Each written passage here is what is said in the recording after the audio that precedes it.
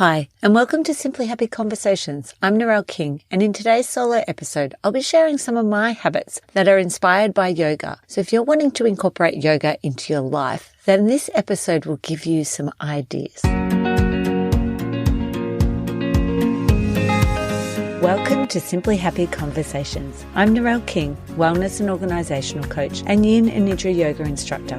This podcast will help you create more time using organisational strategies so that you can start to simplify your life and prioritise your health. I'll be sharing conversations with other health and organisational experts and solo episodes with tips to help you simplify your life and prioritise your health.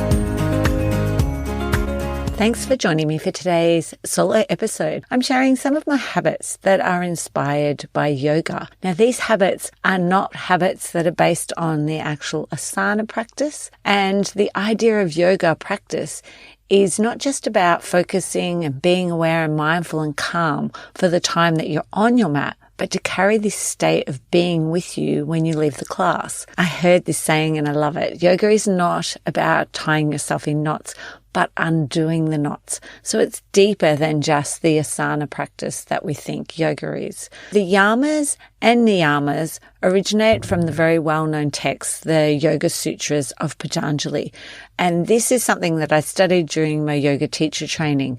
And so the sutras are a guide or an instruction manual on how to live in order to advance along a spiritual path towards sort of like enlightenment. There are 8 things that will help you to practice meditation and guide you in your actions in life. And they are known as the 8 limbs of yoga. So today I just want to talk about the first 2 limbs, which have, as I said before, nothing to do with the actual physical practice. So the first limb is yama. It's a moral code that guides you as to what not to do and is concerned with the world around you and your interaction with it. And there's 5 yamas. So the first yama is ahimsa. So the words are in Sanskrit, and it is to restrain against violence or harm towards others and yourself. As a young child, I constantly felt that I wasn't good enough and there was something wrong with me. And my ego would welcome and dance with any negative self-talk that I used or had, and would ruminate on things over and over and over all throughout my day and even into the night. And through counseling, also through the physical practice of yoga, positive affirmations, tapping, acupuncture, and more recently kinesiology, I've learned to react to incidents in my life with kindness and compassion. And acknowledging how I feel with compassion creates peace towards myself that has also seeped into the interactions around me. So definitely having a diagnosis of autism over the last 12 months has also helped me to understand myself better and the way I used to think about myself, so that now I can help to rewrite some of those stories that I thought about myself. The next yama is satya, which is truthfulness and honesty. Actions are in line with your values. And during this year, after being formally identified as autistic, I've been brave enough to challenge my beliefs about myself that doesn't relate anymore. I also regularly share some of my sensory and memory challenges now I experience, so that I can make the required adjustments I need and increase other people's understanding. Now I'm more aware of when I need those adjustments, I will feel a tightening in my throat, and it's because I'm not using my voice to speak up about my needs. So once I do speak up and share what it is that I'm having a challenge with, I will then feel that lump in my throat recede, and I'll feel so much better. And that truthfulness and honesty that I'm taking in regards to myself helps relieve that feeling in my throat. So a couple of examples of when I've done this over the past 12 months is competing noises. I really struggle with noise of a TV or a radio in the background when I'm trying to concentrate and listen. So I have shared that with clients when I've worked with them and their radio's on in the background or their TV, and they've made the accommodation for me and turned it down. I also will wear headphones at home, earplugs. At nighttime, if my children are talking and there's TV and there's music in the background and I'm really struggling, that will help to dampen the sound and I'll be able to then cope. So number 3 yama is asteya. And this is non-stealing. How this shows up in my life is through stealing people's time.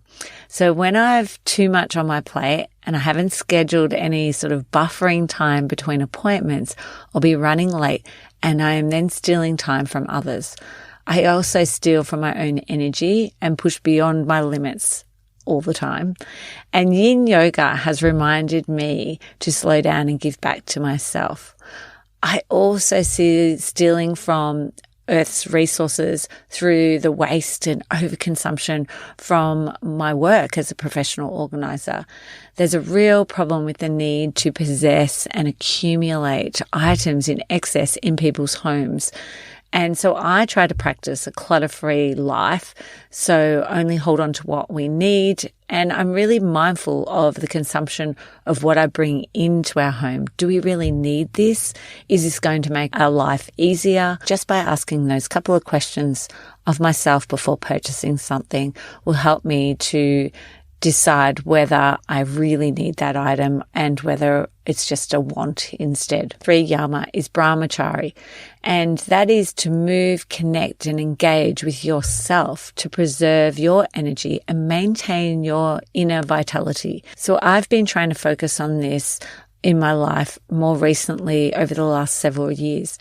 I realized that for me, it was about holding space and being able to support my own children. I need to, though, become more aware of the parts of my life that drain my energies, such as people or overanalyzing thoughts and overanalyzing situations. But now that I'm aware of that, I'm able to now stay more connected to my own energy.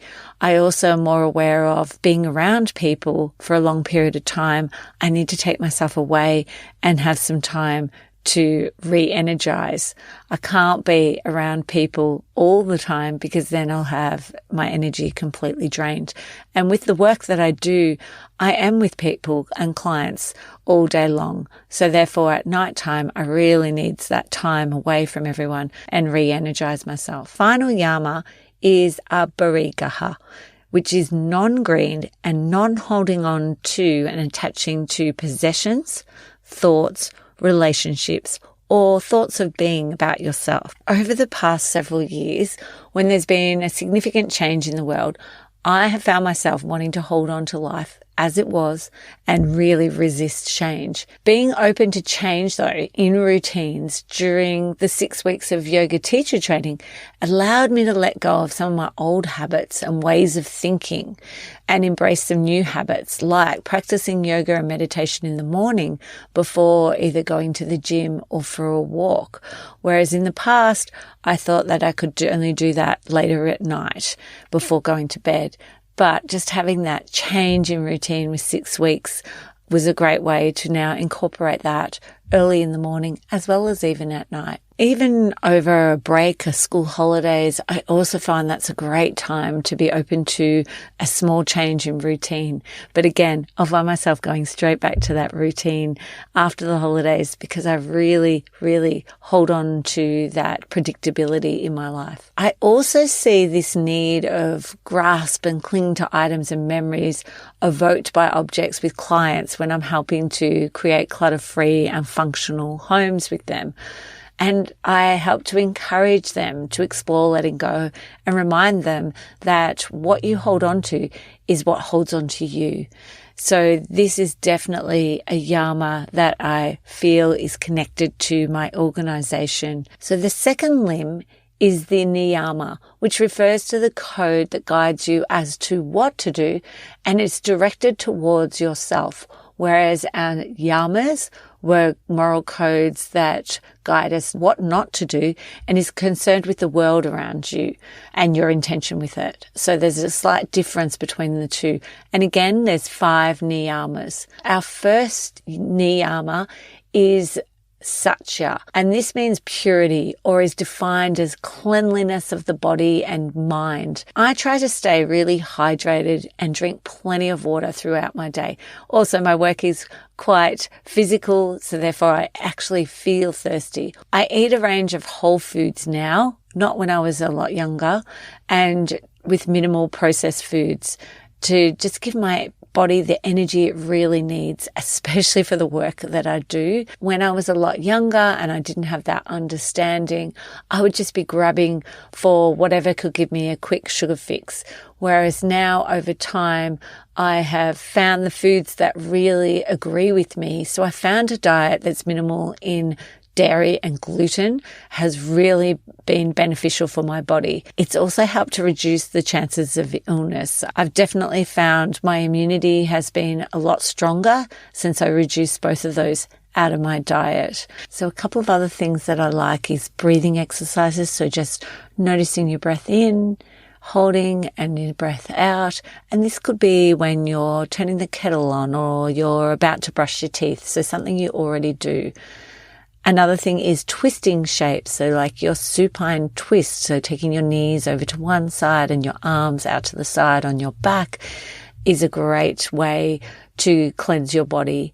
And inversions. So a bridge pose, taking your back up into the air, but your upper back is still on the ground, your feet are on the ground, is a great way to cleanse your body as well. So our second niyama is samtosha, is complete contentment. So in the past, I've wasted energy trying to find solutions for every challenge, especially when it relates to my kids, so that I can find happiness for them. Since doing yoga, meditation, affirmations, it has allowed me to meet all parts of myself, such as my doubts, my fears, and my challenges with love and compassion. So I don't have that desire to be constantly finding solutions and just be more open to that life is a gift and I need to ride the waves of uncertainty and just look for those sweet spots in life. So number 3 niyama is tapas.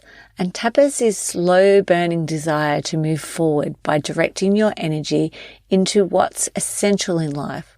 I practice the daily discipline of waking up with or before the sun every single day. It, to me, is a sacred time I have with myself to look inwards, and it's a time for me to either meditate, walk, or even write on my own. This is a time of care that has really deepened my awareness and just helps me be on that path that's right for me and stop the ruminating and overthinking of things, but actually coming back in touch with myself. I also really prioritize sleep and make sure I get enough sleep each night. So that might mean that I have to actually go to bed earlier if I'm going to be getting up with the sun, especially in summertime. So the 4th yama is sadvaya, which is contentment and self-study. And of course, this is my favorite niyama as I'm such a curious person and always looking to expand my knowledge in everything. Understanding myself better, strengthening my weakness, but also focusing on those things that I really enjoy learning about and have a real strong interest in at the time. I enjoy learning through reading, listening to podcasts, doing self-development courses, doing yoga, and all of these things have helped me to develop my own self-study. I am definitely a lifelong learner, and learning is something that comes naturally to me. My love of learning is really evident, especially if I am talking to people and it's something that I just want to know more about. I will definitely leave that conversation with someone and be Googling and looking up more information about that topic, about that area.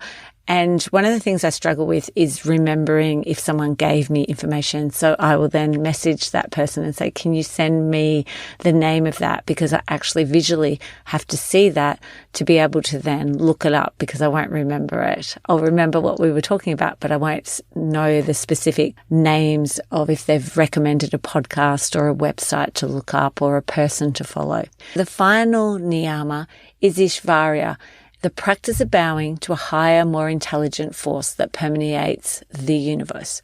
So this sort of, to me, the interpretation I have is by practicing mindfulness throughout my day, like when I am driving and I just stop at the lights and seeing this as an opportunity to tune into myself, or when I am waiting in line for something, again, another opportunity to be mindful about my body, how it's feeling, what I'm thinking.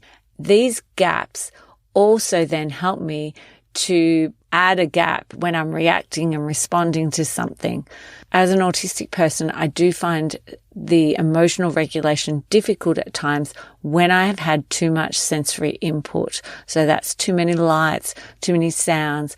My reaction time is going to be really quick and responding, and maybe not in the most appropriate way. Whereas by adding this mindfulness into my day, I have been able to redirect my energy away from my personal dramas and see the big picture of life and what's going on, and just have that gap before responding. I hope by sharing these first two limbs of yoga, the yamas and niyamas, that you're able to understand a little bit more about yoga. And my habits that have been inspired by these two limbs can help you find ways to incorporate yoga-inspired habits into your life. Thanks for listening to Simply Happy Conversations. Thank you so much for joining me for today's Simply Happy Conversation. If you'd like to reduce your stress, improve your mood, and support your immune system, then join me for an introduction to Yin and Nidra Yoga. Over 5 short 10-minute online lessons, you'll start to feel calmer and more rested. Head to simplyhappy.com.au in the resources section and start today.